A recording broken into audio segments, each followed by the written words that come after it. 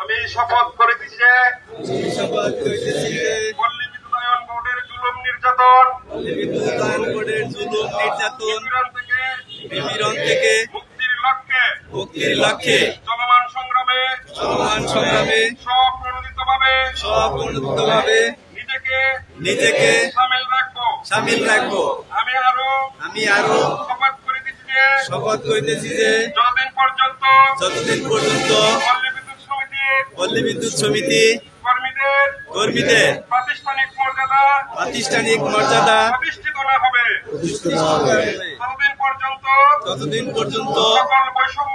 সকল বৈষম্য পূর্ণ হবে। যতদিন পর্যন্ত একটি নিরাপদ কর্মপরিবেশ নিশ্চিত না হবে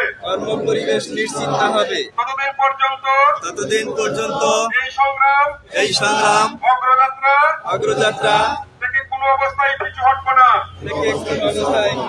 আমি অঙ্গীকার করিতেছি যে এই মুহূর্তে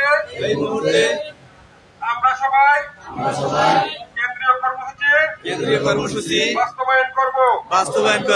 আমি অঙ্গীকার করিতেছি যে এই মহৎ উদ্দেশ্য সাধন করতে গিয়ে